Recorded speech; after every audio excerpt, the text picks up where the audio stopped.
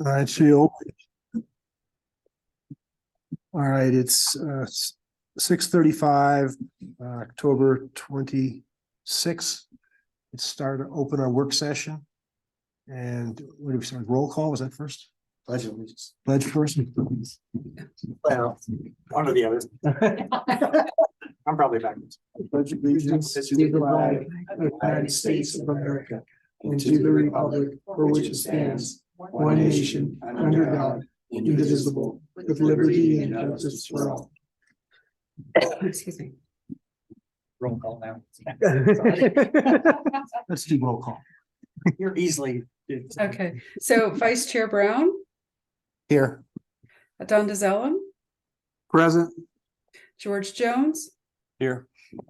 Ken Kennedy, I'm here. Larry Larson was absent, Sean Nielsen, Here. and our chair, Ken Hartsfield, appears to be absent also. So we do have a quorum. And like I stated a minute ago, I'm expecting quite possibly Councilmember Catherine Nakai to join us virtually, and our a couple of virtual or Board of Adjustment members who tend to join us remotely or even sometimes in person. They're not available, so I think it's just us for a small group here this evening. And as we've been very aware for months now, we're working on kind of just going through our code, revisiting everything that's in there as part of our project to restructure our regulations into hopefully a much more usable format that will allow us to actually find sections and be able to link things together in a faster, much more logical manner. And at the end of our meeting earlier this month, we had regular public hearing items, and then we went into a work session.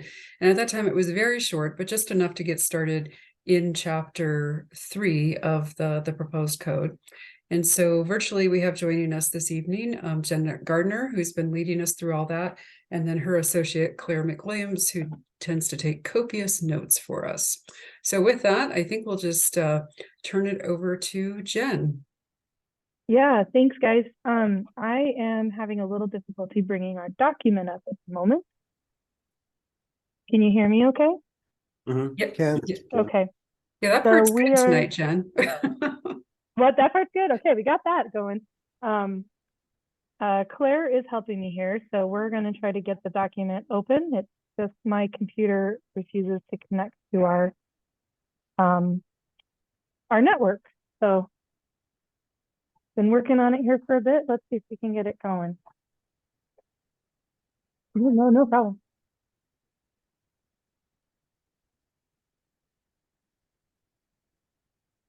What else can we talk about while we're waiting for this? Oh, technology.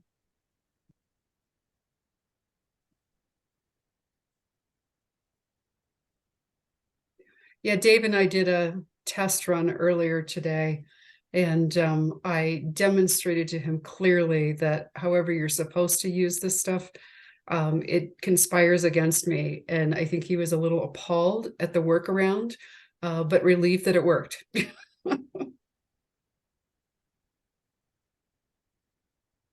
Nice. Okay, there we go. Thank you, Claire. This should be what we need.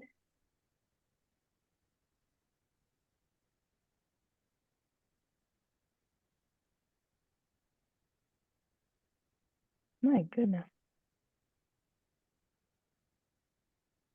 Yes, this is perfect. Okay, I can share my screen now.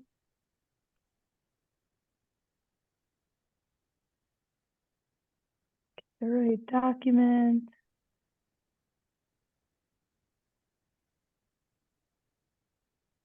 Okay, I think we're in business. Can you guys see my screen now? Yes. Okay. Let me make this a little bigger. How do we get, they've changed up Adobe on us. So Adobe, yeah. kind of I've takes got the a same minute. issue. I've been dealing with that. Yeah. All my Use it. tools are in backwards order now. They moved everything. Everything. Okay, let's get that a little bigger. And I put a note where we left off here. Purposely didn't That's what agree I to was mine wondering. and they pushed the update anyway. Oh, I know. It's like, It surprised me. I'm like, what am I looking at? My menu's gone. All the buttons have changed. I left off here. Look at this is that. to tell you. Yeah. Yeah, There's probably it's very different. I couldn't even probably find a way the to put save, the old the save toolbar button. bar back in there, but I haven't figured it out yet. I always had the selected arrow and the hand Oh, thing at yeah, the top on my toolbar, and they hit it now. You got to Yeah. double click 2 or 3 things to get to it.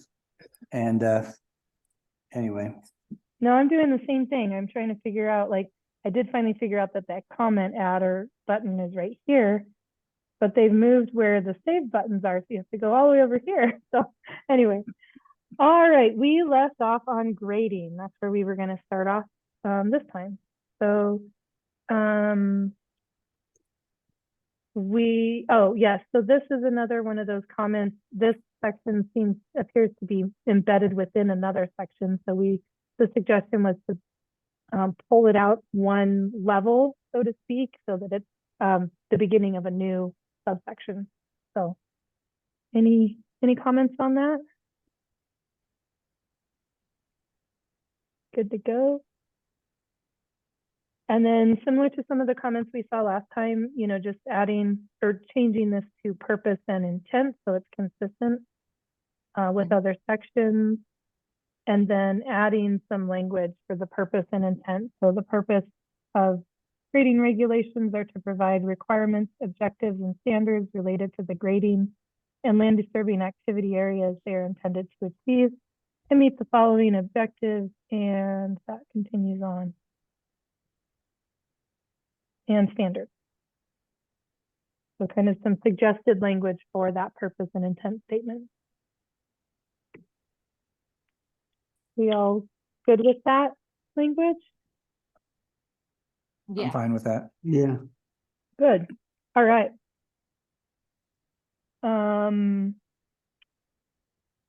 So next comment. Looks like there weren't any other comments in the grading section, just kind of renumbering and restructuring that. And then moving into exterior lighting.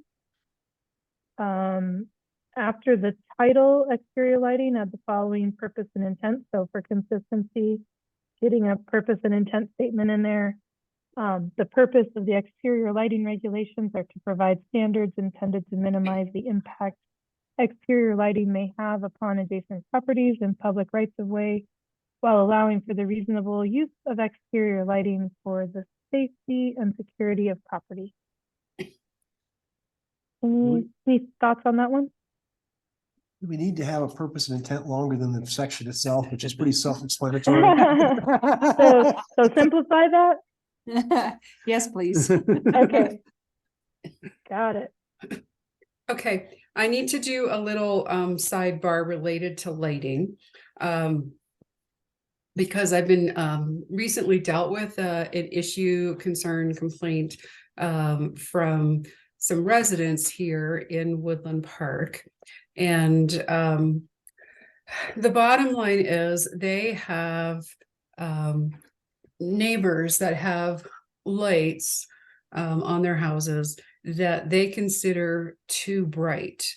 And because it's a house in a residential setting, the city has not historically applied this section or another section you'll see later, whether it's this evening or another work session on glare to that situation. So in talking to them, they really, really want a dark neighborhood because one of the beautiful things about the mountains is that you can see the stars. And I know when you get up high enough, you can actually see the Milky Way because I used to be able to see that up outside of Leadville when I lived up in that area.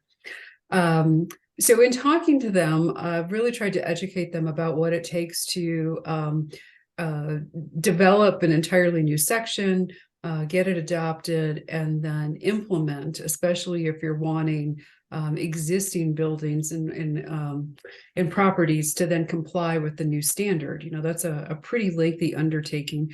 that potentially has a lot of property owners needing to change out the lighting on their houses to something that would comply. But I committed to them that I would bring this up to Planning Commission. And this is potentially something we want to put on our list, in my opinion, put on our list of other things that we would dive into in more depth at some point in the future. Because what they're really talking about would be what we call a dark sky ordinance, where you really do have very strict standards around all of that. Right now, we really focus on the commercial side of things and have not been focusing on residential. So that's kind of a long paragraph about some issues and concerns that I had dealt with. But I wanted to throw that on the table to you all and see what some of your thoughts were. I wonder who's liable for somebody who breaks into your house if you don't have it secure, if you don't have security lighting. And what kind of a hardship are you creating if you have to change all your lights out to meet? Yeah. And it's code. Those are sensible comments relating to the ordinance you might adopt, but typically one would have things that the lighting, when new lighting is bought, that it would comply with the standards, not otherwise. Also, the lighting, it tends not to say your house has to be dark around it, but it has to have downward lighting, and there's those sorts of requirements. But all good point. I'm inclined to support in general this kind of an ordinance, but limitations on it are something to talk about, and all of which points up it's not ripe for being addressed right now, but I personally would think it's something to include as a possible subject Yeah. for future ordinance. So the way I do mine for security is I have my lights on motion sensors. So they're off most of the time, but they are pretty bright when they come on. They're 75-watt floodlights. Yeah. There's 4 of them on the end of my house that, Presumably you have them aimed onto the driveway, not at your neighbor's. Correct. Correct. The back window where They're- they're trying to they're- sleep. down at a 45-degree angle. Yeah. I have lights on my driveway. They're on a timer. They go off at 9:30 during the weekdays and 11:30 on weekends. And then I have porch lights that are sometimes left on, but most of the time they're off. So, and they're all certain wattage bulbs. So I would expect, that distance is the key, right? How far are they from a window or a property line? None of mine are, they're all facing the street, and everybody else is way back off the street on the other side. So probably not an issue, but in general, it's just normal house lighting. So anything that's like commercial lighting or halogen or super high wattage or on a pole light that's, shining, that kind of thing would be the ones I would say, yeah, that's gonna annoy neighbors and create light pollution and shouldn't be allowed in residential zones or something like that. Yeah. You've half drafted an ordinance. Yeah. Karen, So- did they, So after thinking about it, yeah, Karen, did they happen to offer why this is an issue now? Like, did the neighbor change the lightings or something, or they put in a different light bulb, or? I'm not completely clear on that. There was, I think there might have been some change with that. It might have been a case where the house had been vacant or very intermittently used, and ownership has changed, and it now, has somebody who wants more security lighting on much more consistently. And then these folks I appreciate what they're saying, around really wanting to enjoy all that our Mountain Beauty has to offer. But they really are looking for a different extreme, based on my conversations, because they were also expressing concern about the light that can come out of a skylight at night, when you've got like the light on in that room. So, that's where, it really is a much more detailed, thoughtful process. And there are, recommendations out there. I'm sure Jen's run into this before in her career, communities that really do want to look at a dark sky ordinance and what does that consist of? And is that right for Woodland Park? So what I'm hearing from you guys is there is interest. We should put this on the list and revisit it, but it's not a part of this particular scope right now. chances are that anything we'd come up with is in a residential zone is gonna allow for typical residential lighting. So anything beyond that, if dark sky means, lights out by, other regulations, that's not gonna go probably from us, but if it's just, typical residential lighting is the only thing that we should see in a residential zone and not, super high wattage, Something more play considered. volleyball in the backyard or tennis court lights shining all over the neighborhood. Vapor lamps surrounding us. all Mercury around the vapor, house. yeah. I don't know. It'd be a little much. Okay. All right, Anyway. so I guess to keep moving forward, Yeah. we'll make a note that that's, our list of potential future code amendments, revisions, additions. And we've at least got the Is there concept. nothing in here at all about residential zones lighting? Nope. Nope. It's, okay, Yeah, It's actually unclear. It's interpreted to only mean commercial, but it says buildings. yeah.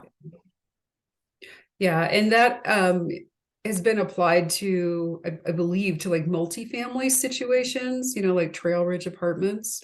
But to a single family home property, no, it's not been strictly applied or enforced. Nobody's going out there to look at your light fixture and which way does the light shine. Yeah, it's gonna be tough in this environment. We've got some pretty steep streets where one house isn't necessarily next to it. It's on, it's completely above the house Yeah. below. And you're not Yeah, gonna no, get away. So, which is part of the reason that's a whole other separate undertaking and not just Yeah. put this patch in here and drive forward. Because like I said, there is that whole transition, and what do we do with the existing properties and what does that look like? So that's where I really value and appreciate you guys and your thoughtfulness in terms of what we do put forward and suggest for changes. So. And the other section that's kind of related to this is glare. So, these folks were pointing to both of these sections and they really don't fit for what they were asking us to do or the change that they wanted us to make.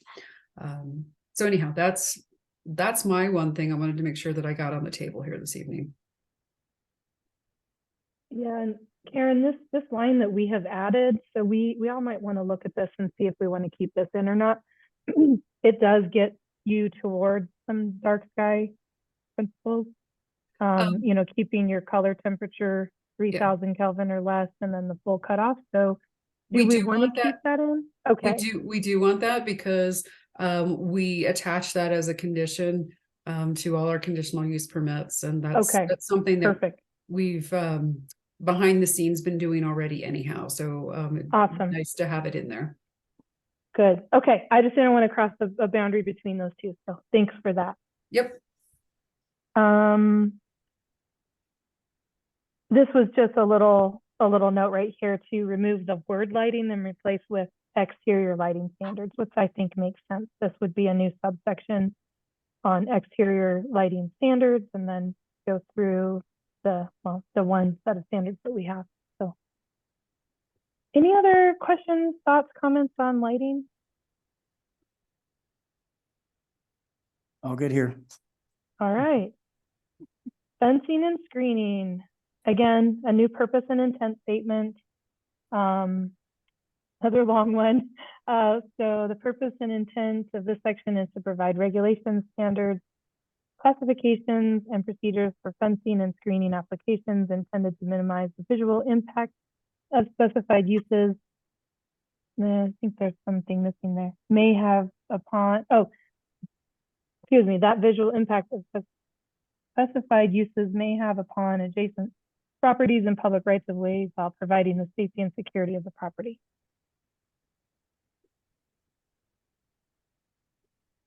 Any comments on that? See what this comment is too. How many words do we say that we didn't start each of these sections with a purpose and intent statement? A lot. And we can shave these down. These were suggestions of Larry's, I believe. So I can kind of take that and shave it down, or we can, whatever you want. Well, If our city attorney thought it was very important in the enforceability of the provisions that followed, then, well, sure. If not, Okay. it adds to the wordiness of the ordinance without having a lot of substance to it, which makes it harder for people to read and use. so, If the title's not self-explanatory, Yeah. yeah, and if we all sat down and said, what's fencing and screening?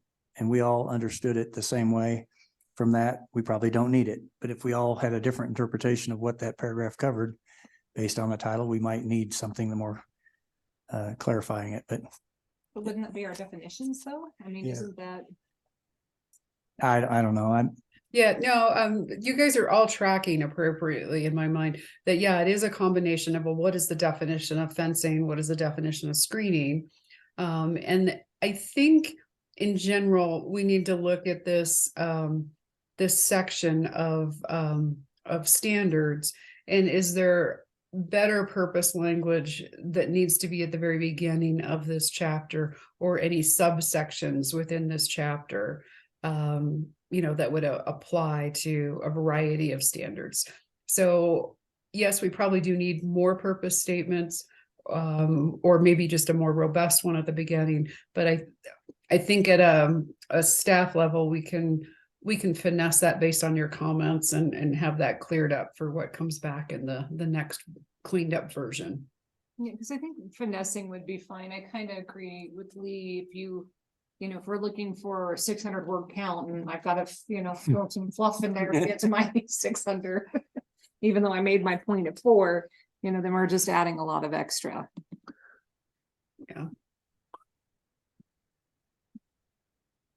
I remember Larry, I think he said something about consistency, and Mhm. he had this on something early on, and I think that's why he added it everywhere else as a suggested outcome. But Yeah. The other after reading a bunch of condition, them, put it almost no place, and as Karen suggested, yeah, some more robust language over the whole area dealing with standards. Yeah.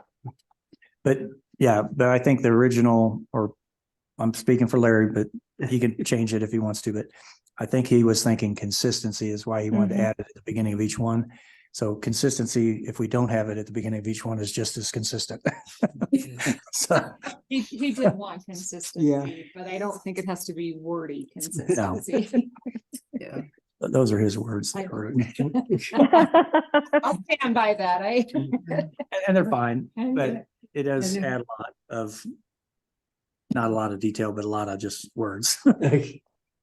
Larry has a lot of great suggestions, so Yes, he does. I do anticipate we will look at them in detail, and yeah, how else do we get to what he's driving at, without, like I said, doubling the size of the book.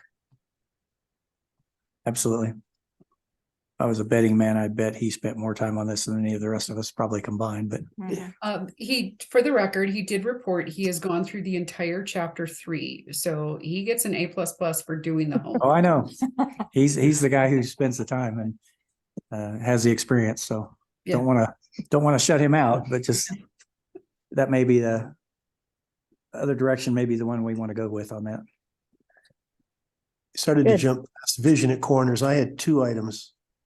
First one is a broader item, and I think it's come up before. I'm not sure I recall how we've solved it. It's the construction, the city manager or his designee. Mm-hmm.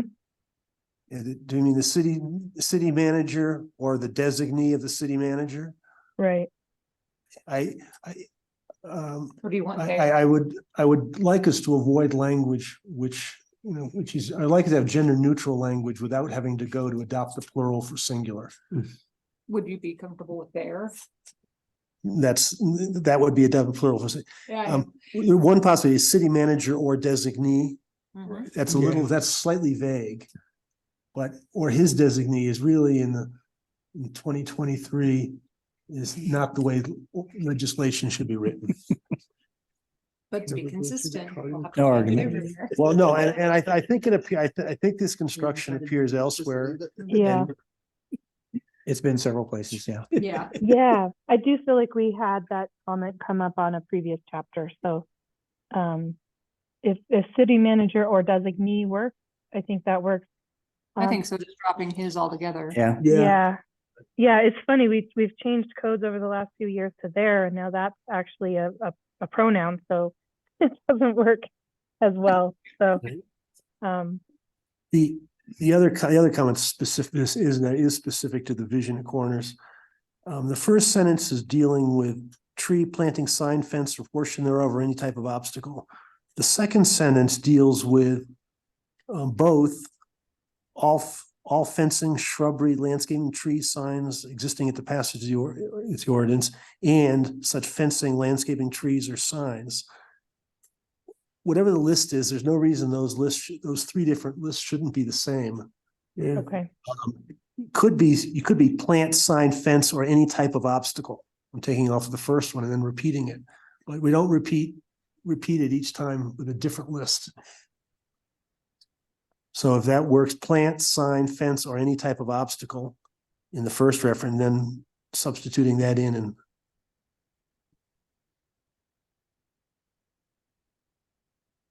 and then further in the middle of the paragraph, it reads, shall be planted, placed, or retained in such manner which would obstruct the vision clearance at corners, curb cuts, or cause a traffic hazard. There's a lack of parallelism there. It sort of needs to read vision clearance at corners or curb cuts or cause a traffic hazard. So after corners, the comma should become an or.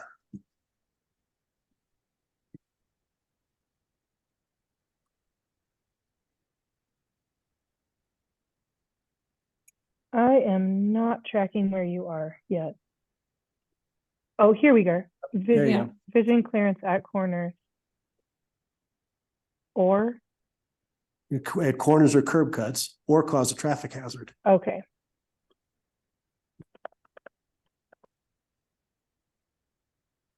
Okay. I know it's not your language. That was the original ordinance, but Yeah, since we're that's okay. Yeah, since we we got- can fix that. All right. List repeated. Okay. And then it looks like we have a couple other comments on this page. Height of fence, I would think the height restriction exception in commercial areas to be for all fence.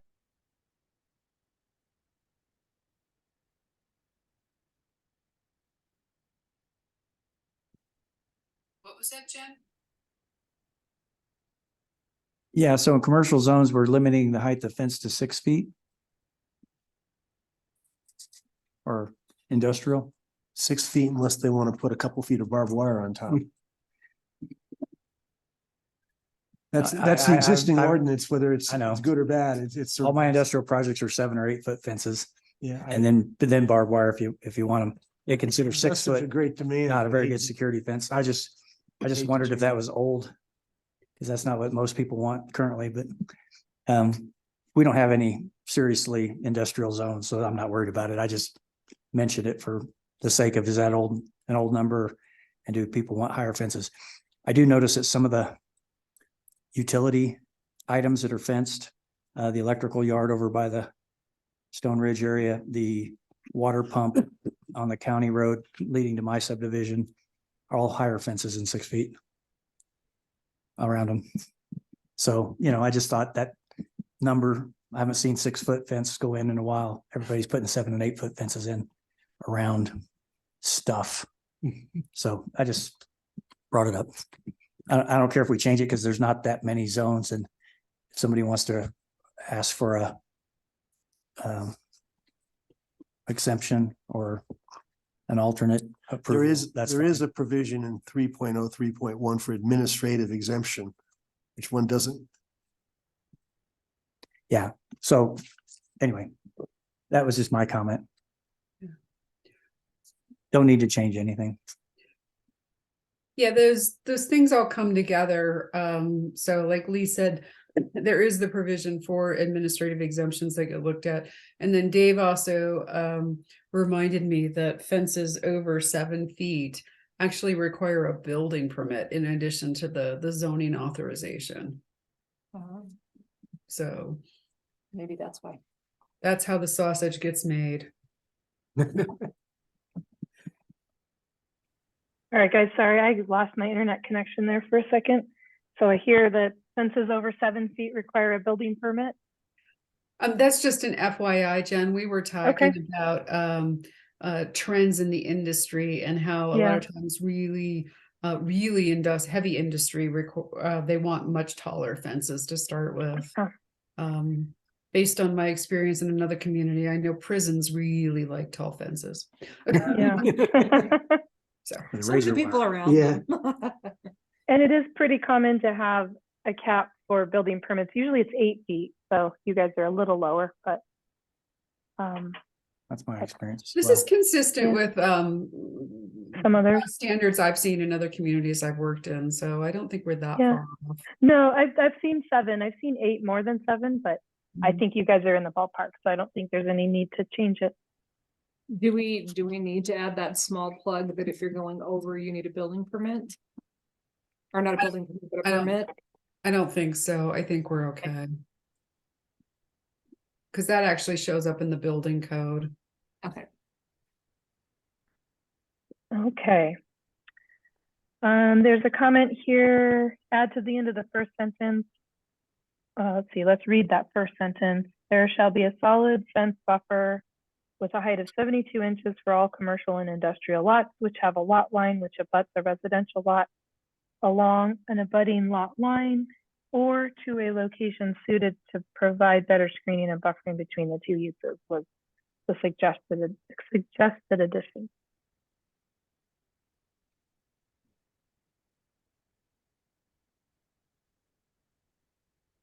Any thoughts on that?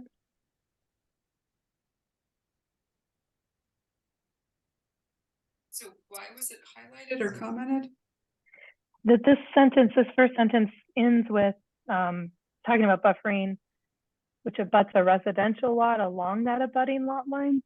And the suggested I mean, edit was to The say review we this- did the other day Yeah, of the Les Schwab Tire Center that was a great example. did not have the fence on the lot line. And it was, down at the end of the development on the lot. So they chose not to disturb the lot near the neighbor, but to put the fence, way inboard closer to where they're building the building.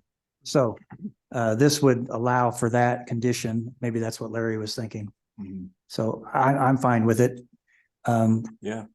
The best use of the fence to, like you said, provide the separation between the residential and the commercial is what we're after. So Okay, I read it as not changing the requirement that there be a fence. It's just creating a situation where it might be in a different spot.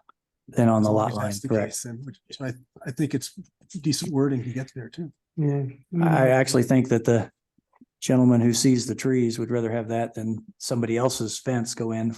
You can't stop them from putting the fence there. They have the option to, but it's on their property. But this is a case where it would allow for that. Yeah, I'm okay with Larry's wording. Yeah.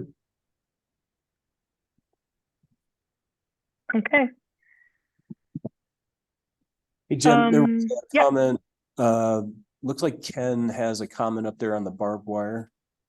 One higher. Ken Hartsfield. Oh, yeah. Yeah, it was our barbed wire fence. But our barbed wire fences topped with barbed wire, and if so, how high can they be? So yes, I would say it's where the barbed wire is at the top usually. And I think it would just still fit within your standard height restrictions. I think all your fencing needs to follow the same height restrictions unless they go for a building permit for anything higher than 7 feet. Are there any other thoughts on that? I guess strictly speaking, it's unclear the first 6 feet of your fence could be barbed wire too, but it's not clear. Yeah, I think this whole sentence, I read it 3 or 4 times too and thought this does not make sense. So Actually, when it's looked at in conjunction with the section on barbed wire, you got to look at both of those together. And And in barbed wire, by the way, we do not have an A1 zone, we just have an ag zone. And what that's saying, between these two sections, yeah, in the commercial zones, or it doesn't even specify zones, hang on.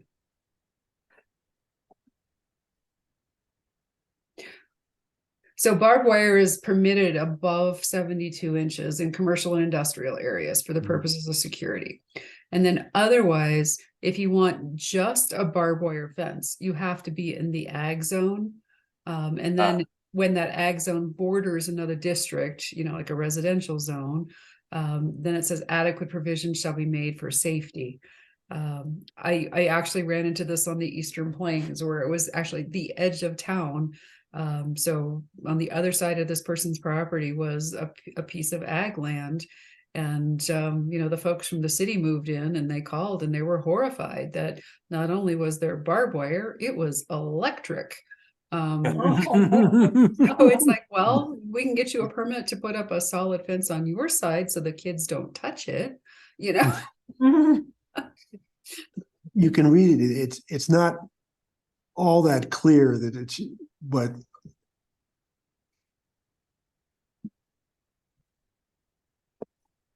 Yeah, that's why they, like I said, they get. if it looked hasn't at- been a problem, I don't know that we need to try and fix I it. guess you could say barbed wire extensions above 72 inches are allowed in commercial and industrial zones on fences or something like that, Yeah.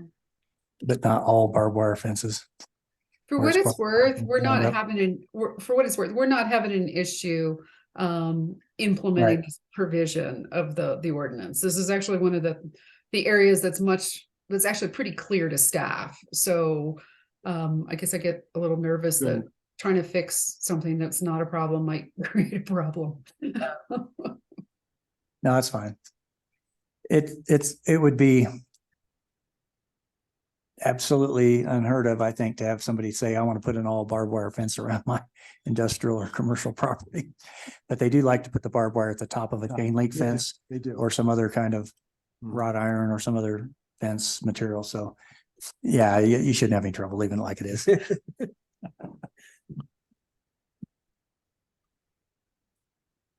Probably Okay, It's in the industrial park or whatever that would stop that anyway. and then we'll change this to just the ag zone. Good catch, Karen. Let's see, we're still in fencing, commercial and industrial districts. This is, oh, that's the one we already talked about. There weren't any comments on this next page. Does anyone have anything they want to add? Your first word of of 303.10 should be separate words. It's where by reason of, Where? it's not Oh, whereby. yeah. It's where Yeah, by I see reason. that. Okay. See if I can highlight that. It might take a comma, but it has to be, it's not one word.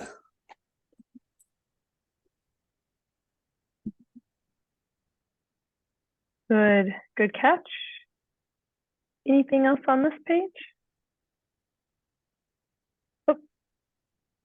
His again. There's Yeah. another his. there. City manager, there we go. I have Okay. to do a search through the Yeah. whole document. and Yeah. just Automatically put in the other one. There's one in 3.10 as Yeah. well. I would actually do the search on designee to see what else pops up. Yeah. There you go. Has anybody, I guess this doesn't come up that often, but has anybody ever complained about the city manager or designee?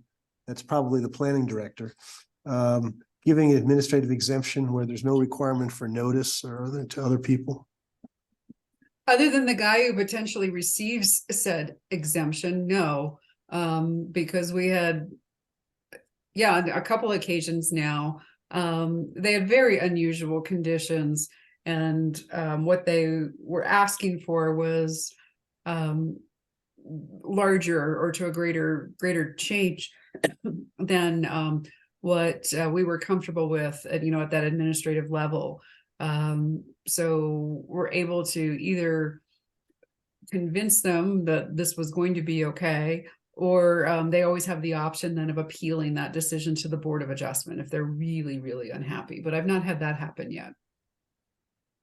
All right, if it hasn't been a problem, no, we add a new public notice provision, but it does, it's somebody at some point says, gee, it looks like that's in the wrong place, or that's blocking the corner vision and such too. And then you come in and complain about it, the city, and find out, oh, well, 6 months or a year ago, the planning director gave a variance. Well, see, actually, that was the complaint that we were getting, is we weren't willing to block the corner.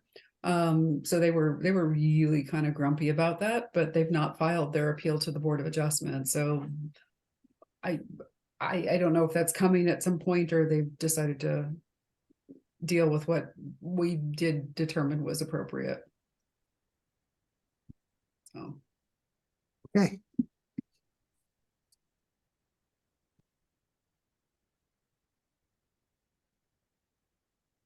All right. Cleaning required for open storage area. We had a couple of comments. Do we update 30312D or delete? Open storage areas in existence on the effective date of this ordinance codified in this section shall comply with the provisions of this section no later than a certain date, a date certain. Must have been a provision you guys added around that time.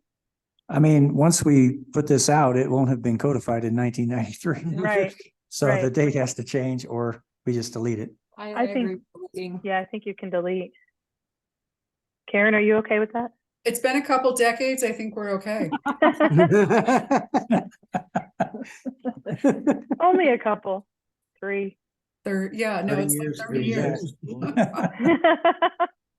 This ordinance now has children. Right. You know, we were, as I recall, we were going to have a section on outside storage, Yes. because that appeared a number of places was a condition for a lot of different commercial zoning and such. So is that, so that will be we'll have one section on outside storage, another section on screening required for open storage areas. Until we see that other section is, I can't really answer the question, but you might want to correlate this section with that section. Put it all together. Yeah, maybe. Great talk.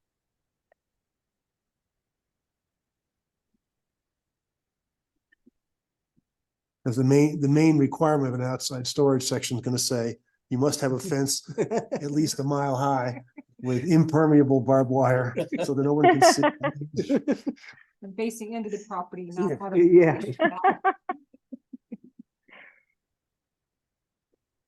I love it. All right, now we're on to landscaping. Again, adding a purpose and intent. Or not. Let's see, what are these 2 comments? Can we just have a purpose and intent like at the very beginning of all of this? That was See, Karen's yeah. suggestion. Yeah, this is the purpose and intent of the chapter. No, just like the Right. chapter, let everything else go. Don't put it in front of every single one. Yeah, Like I think one what we'll generic- do, yeah, when we come through this again, I mean, to Larry's consistency question, if one of these sections has a purpose and intent, maybe we'll remove that and combine it all at the beginning, like you guys are talking about. I think that could work.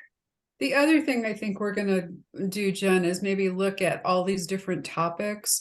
And Yeah. they may need to be restructured. Because like a lot of these things that we're talking about are for things that come out of the ground for the purposes of, aesthetic enhancements, screening, buffering, those kind of things, versus like the sections on grading. That's so we'll look at it and really think about it strategically. That does this potentially need subsections, or just, like you guys are talking now, one really robust purpose statement at the beginning of the chapter. And for consistency, you can follow through at every other chapter if need be, but at least it's there at one point and we don't have to keep reiterating. Yep. Okay. Oh, In a small item in 3.04.01, and at the same comment would occur in 3.04.01.02. 2/3 of the way down, there's a new text referred to the fact that this refers to all applicable provisions of section 3.04.01. It's not 0.01, it's 3.04. I think the applicability is to all of the section 3.04. So 0.01 should be deleted in 1, 2, 3, 4, 5, 6 lines down in 3.04.01. Similarly, in Okay. 3.401.02, the exemptions are exempt from the requirements of 3.04. okay, And delete 01.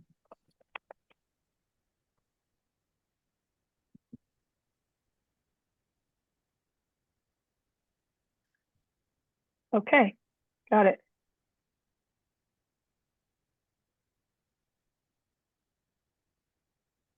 And I think there's a couple of other comments in here. We have, yes, should 4 1/2 above grade read 4 1/2 feet above grade? And I think yes. I mean, I know yes. So we can fix that. And I think we have the same comment here. So that's an easy one. Anything else on this page?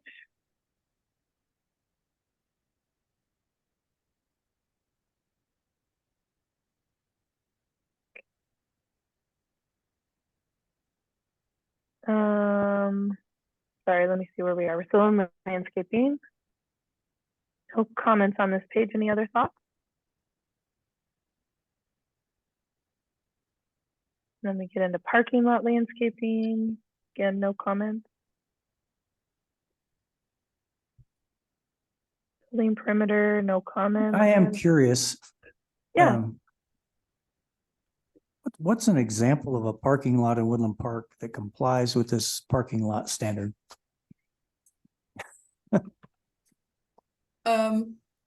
Perhaps Walmart, Okay, although Walmart was part of a larger negotiation.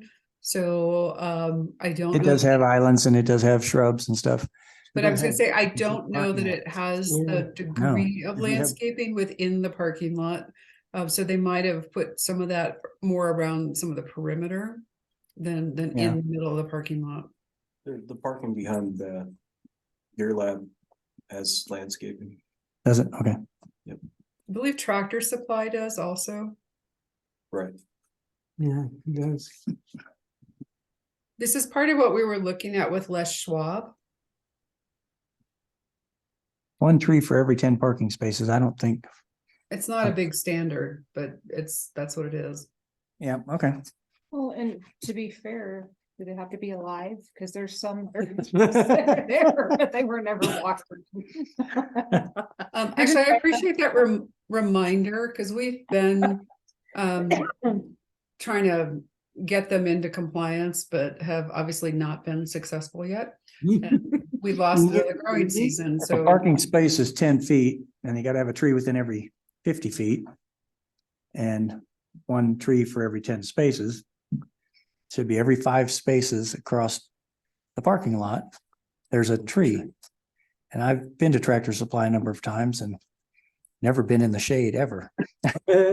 So I'm just saying, I read this and I thought, okay, this is a pretty standard, I think, or pretty good, reasonable parking lot spec. I just don't see it in the town. And I don't know that there's a lot of space to put it. We do have a lot of trees in town anyway.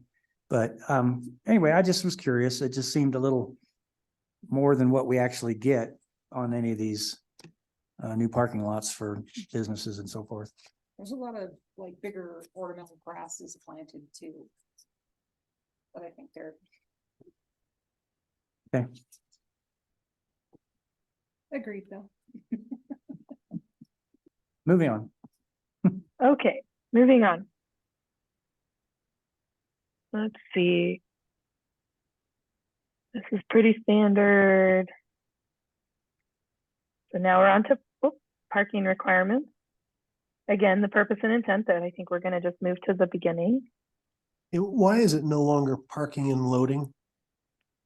Is that just too old fashioned? Because it's more mostly parking? Look down here and see if you actually have any loading standards.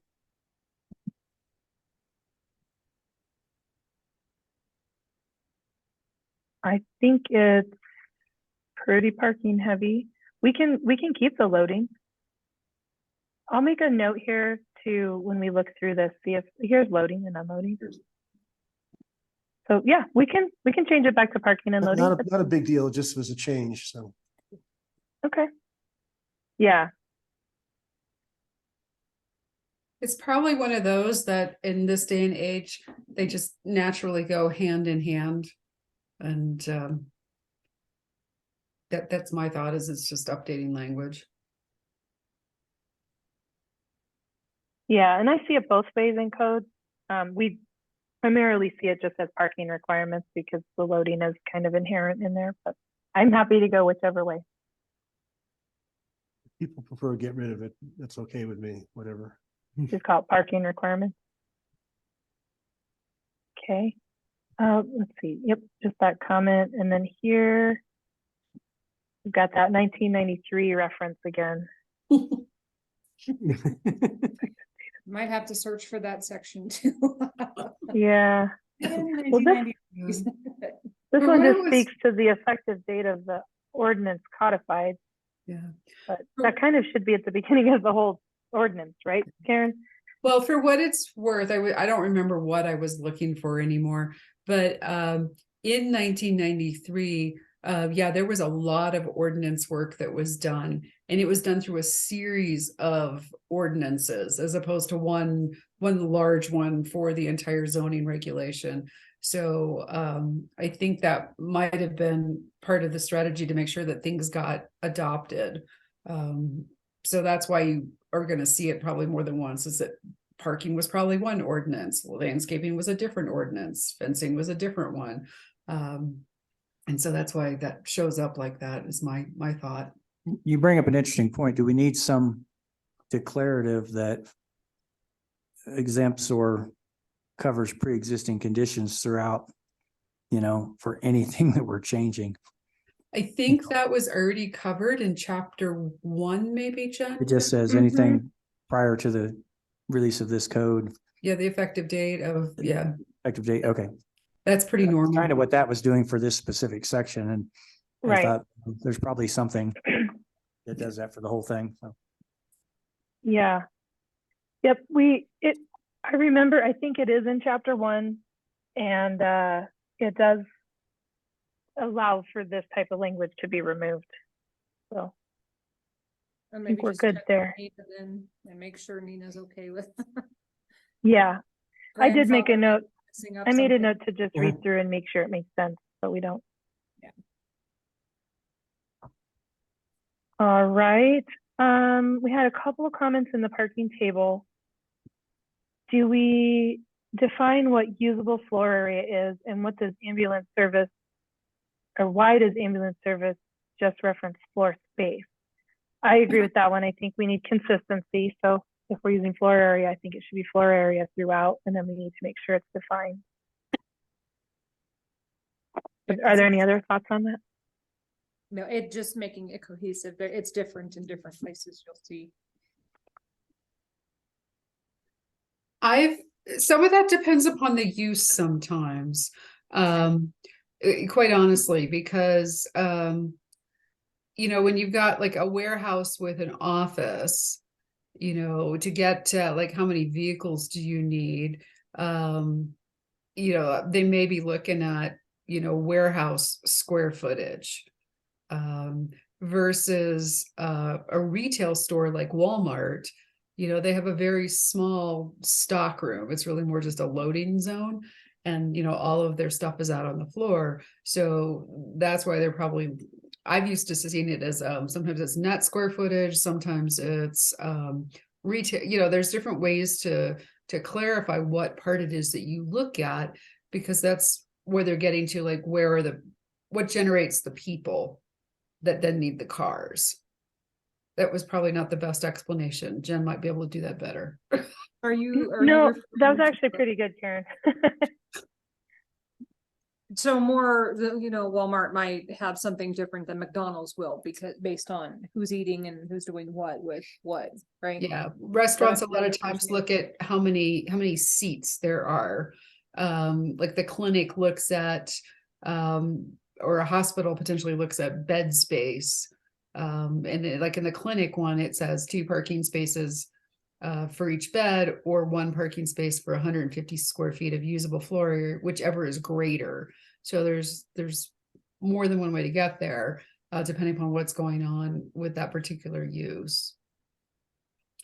My concern about diving into this too much is parking is potentially a whole other rabbit hole, and this might be something for our list of, like, at a future point, to really evaluate the number of spaces and how does that compare to what today's traffic generation, what the traffic engineers are coming up with, for what are best practices.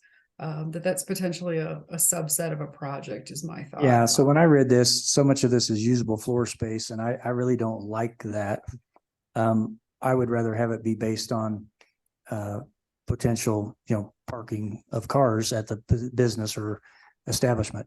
So a business that does not have public customers at their location, it would be based on employees, the employee head count. Restaurants and other retail would be based on customers that could be served at one time. And either there'd be an occupancy limit or some other reason, but number of tables or whatever, but customers and employees is what you're looking at. The warehouse, when I saw it, said based on 600 square feet, you could have a 60,000 square foot warehouse with 4 employees and no commercial customers coming there. And when you would have 100 parking spaces for 4 employees based on our code, be ridiculous. Of course, Yeah, they would, that's ridiculous. We don't want to do that. You would say, okay. Yeah. So, Yeah. it's like, why have Very- a standard that doesn't very- apply? Very, very solid points, Ken. But going back to our primary objective is restructuring and reconfiguring, the content. But to really dive back into the parking specs themselves, I'd really prefer that to be a separate project. Fair enough.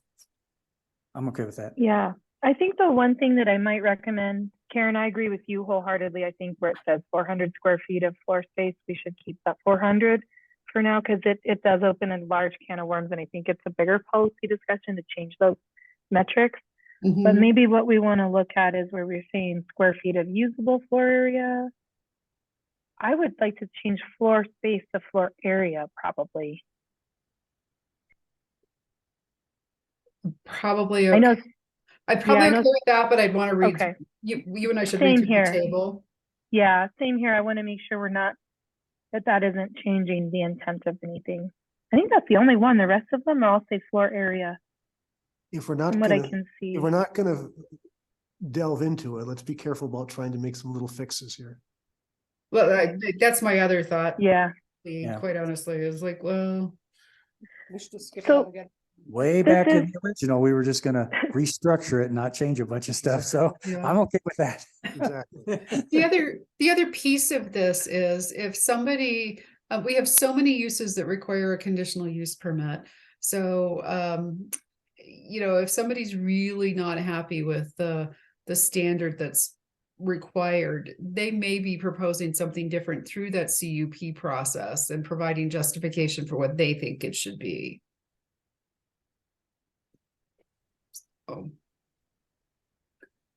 Or just flat out, going to the Board of Adjustment for a change So to it. I'm looking at one where I'm building a facility with a project, and it's gross floor area, GFA is the term they use Yep. for parking and they have 2 columns for parking spaces, a number for minimum and the number for maximum. So Minimum is 1 per 1,500 square foot of GFA and maximum is 1 per 1,000 square feet of GFA. So they, do it that way. Then they have so many per resident and employee minimum and maximum per resident and employee, depending on what it is. So it's a table like ours, but it's, a little easier to follow maybe. So there's lots of examples and we'll just do it on a separate thing, I think. Well, and I was just gonna suggest that maybe we make sure these are 93 Mm. standards, which are a little more current. Well, and that would be the other point for, like I said, it being a separate project to really dive into, because Yeah. at that point, I would want to make sure the uses listed correlate with our use table. What are the contemporary standards? Yeah, no, it's a different involved project. That I think it is the potential to be like trying to update a sign code. Which you can get a lot of feedback. So for now, I think we need to just leave it as is. Okay. There is one other question along those lines that I might want to just pose. Says, ensure all uses requiring parking spaces are identified within the updated code. Since we have kind of updated some of the uses, Karen, what do you want to do for the uses here? Do we need, they need to be probably consistent with our use table, but I don't want to rock the boat too far on that. You're right, eating, drinking place, we probably have. Right, change the, Another definition for that, but. Yeah. Let's just take a gander through this relative to the updated use table. okay. And, Can I do a comparison and maybe figure out yeah, where simple fixes could be? Yeah, we probably will need to make some Yeah. tweaks based on that, just for the Okay. usability. Yeah, Perfect. We can do that. but yeah, great thought, Jen. There weren't very many comments in this section, so let me just kind of scooch down to the couple that there were. Retail business, auto parts store is in the table twice. So if it's truly a duplicate, I think it looks like it is. Let's just remove the one. I thought there was one. Yeah, here we go. Warehouse parking seems excessive, and I know we just talked about not changing these parameters. So do we want to leave that one alone? Yeah, that's fine. We'll do it all at once. Okay. We don't get a lot of demand for warehouse either, so that's the other. good Yeah. news. Next All right. time we have a warehouse presentation for planning, we can address it then. I don't think there's gonna be a warehouse built here. Yeah, this is not the right place for putting warehouses. I can't see anybody necessarily saying, oh, this is a great place for a giant distribution center for Walmart or something. I was gonna say, the last one I remember was Rocky Mountain Motor Works, which is now the Christian school. That was a plant though, right? Did they No, it distribute was or pretty just, much a warehouse, yeah. I thought they actually built something there. It was a warehouse, okay.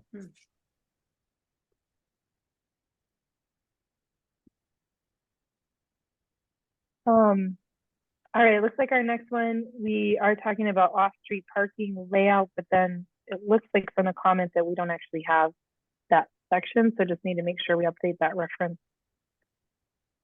Or, so that might just be Karen and I reading through and making sure we've got the right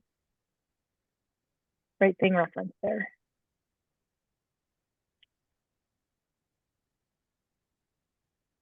Any other comments on this page? There aren't any in the document, so. And then we get into landscaping required. Why is the 4-foot border eliminated as it is not in 3.04.02? I have no idea why that was eliminated. So is that something that Karen, was that maybe a policy that you don't adhere to anymore, or you do and we need to keep it in?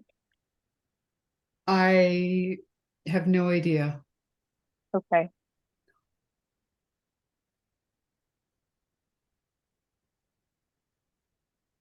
than 4 feet in depth will be required.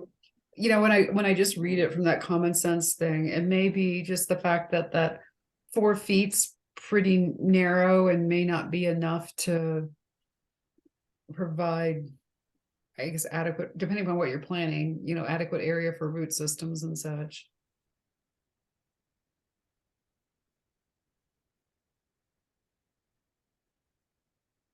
Yeah, that was kind of along the lines of what I was thinking too when I read that. Okay, well, we'll read it again and just see if maybe it could stay in. See what needs to happen with that. Here's another one of those dates that we need to address. What's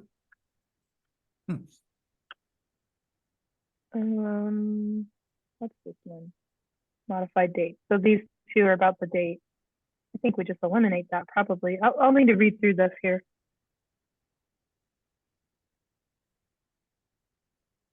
Yeah, I think this section just goes away. Covered by the nonconformity section. All right. Let me get into loading and unloading areas. On-street parking permitted in lieu. Jen, back up to the Yep. existing parking and vehicle accommodation surface. I agree that transition provisions probably need to go, but we need to make sure that that's clearly a requirement for new commercial multifamily, you know, anything other than single family. So if somebody's proposing, you know, a new apartment complex or a new restaurant, we want to make sure that they're not trying to save money by doing the gravel lot kind of thing. You know, to make sure that they know it has to be a hard surface parking lot. Gotcha. Okay. That makes sense. Because my guess is that changed in there between 95 and 97. So yeah, they didn't clearly have a standard and then a transition provision. It might be all wrapped up together here. Okay. All right.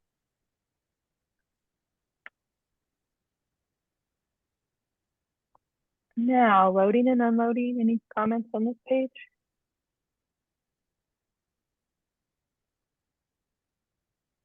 Okay, on-street parking permitted in lieu. There's nothing there. All right, now we get into signs, and as we've noted before, we were do. not going to work on the signs, We weren't gonna work on Right. that one, right? right? I will tell you, I was involved in the conversations on this one a little bit. The edits that are in here were the primary edits. We added a couple of graphics, but I'm going to scooch down here. These signs are not compliant with federal statutes, so that's why that was removed. And Nina was a part of that too. So, so anyway, when we do get to this section, that was the justification of some of this language that did change. And moving down.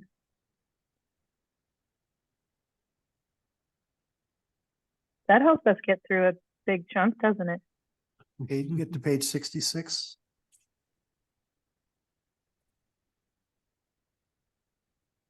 My word. Here we fine. Here we go. Variances and appeals. Is that the next section? Or is that a Nope, sign? Signs. Go to page 66. Penalties. Oh yeah, you're right. Sign thing. There you go. Okay, here we go. There's something back on. Oh yeah, site and building design standards. Again, purpose and intent. So I think we've agreed to put that at the beginning. This subsection only addresses open space requirements, move site and density. That makes sense to me. Is that good for everybody? What was that again, Jen? So this is titled site density and open space requirements, but it's really only talking about open space requirements. So the comment was, let's just remove site and density. open space all the way to the end. Can we put the numerical percent after the spelled out? Yeah. Just to make it a little easier for people?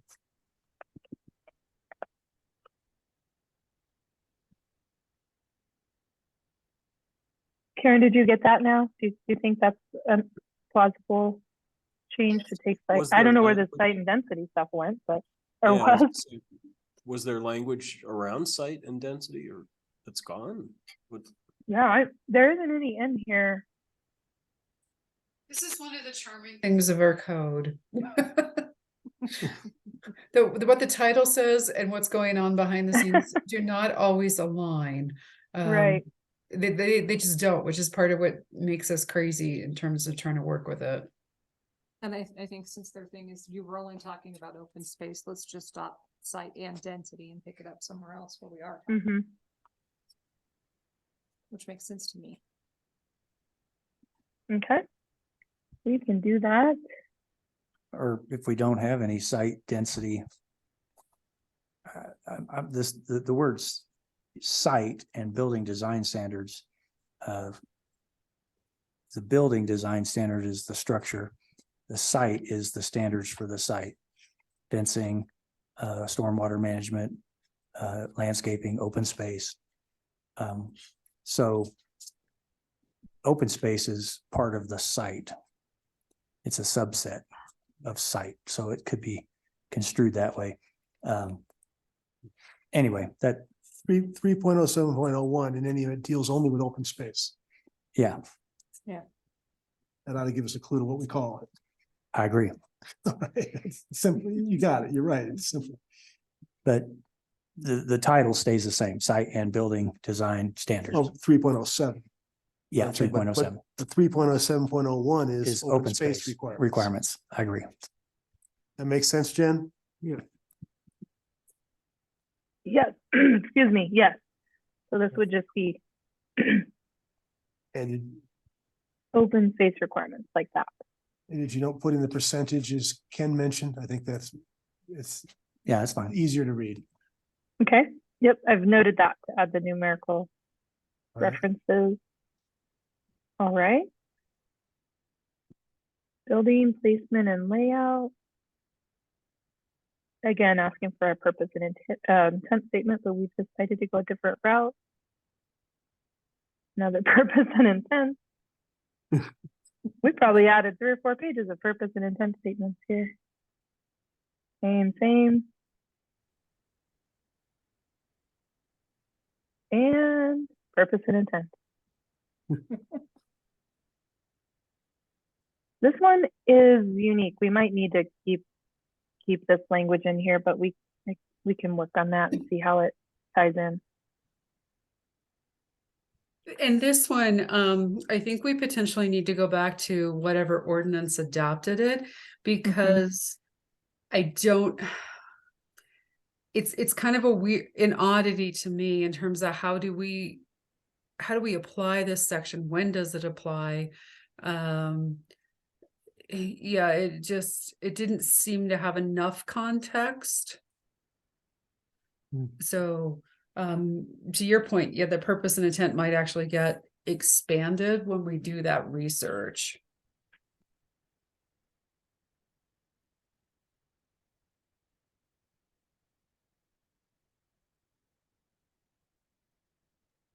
Okay, that sounds like a plan.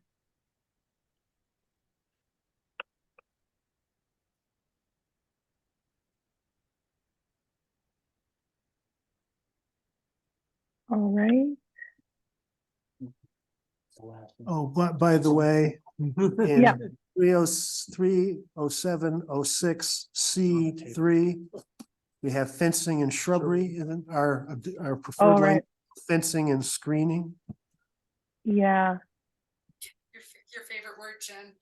I know. I can't believe it's still in there. Nice catch, Lee. Have to do another control F and make it fine shrubbery.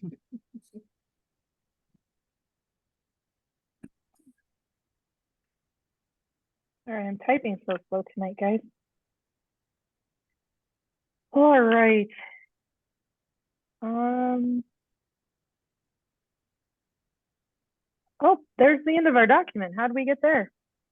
Yeah, that's it. Awesome. Signs. Right. Yeah, skip 20 pages.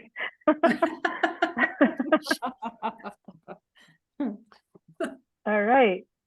So shall Any we go other through thoughts? 4 while since we're moving so fast? What was that, Lee? Karen's gonna bite. She's like, yeah, let's go. Go. No, I didn't hear you. What did you say? He Said said, since we're moving so fast, maybe we should just scoot through section 4 while we're here.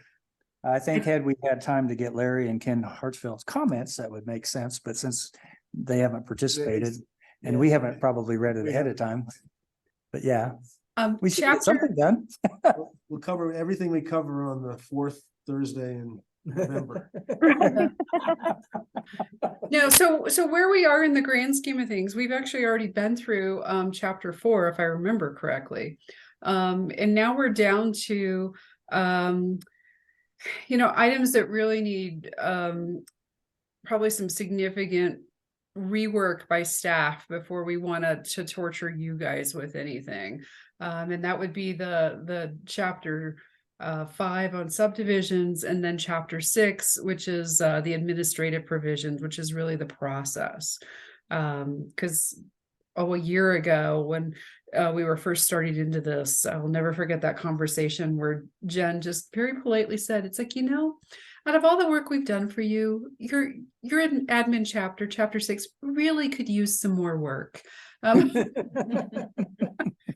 And I can tell you from using the code for over 1.5 years now, almost 2 years, that yeah, it's a little crazy in terms of how it's structured and where things are buried, and trying to extract all that and then put it into a much more logical format.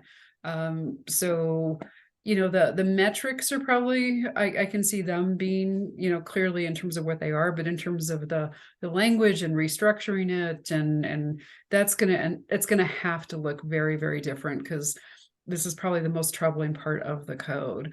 I think I said this to you guys early on in our initial orientation on this project, that in many ways the code feels like it was organized by a squirrel that was off its Ritalin. So there's these little pockets of things and they're all over the place, and so yeah, this next part here, it's probably going to be a couple of months before we end up doing another work session, just because there's behind the scenes stuff that Jen and I need to do, and this aligns very nicely with the holiday season for you all. So for future meetings, yeah, we do have one, the first meeting in November, and our second meeting would fall on Thanksgiving. So everybody wants turkey and not a work session. And then something similar happens in December, where we will have a meeting, our first meeting in December. And then the second one falls between Christmas and New Year's. So we typically cancel that one as well. So that's where that's at. yeah. Nobody's going, oh shucks, Karen, can we please? So I must be okay with that plan.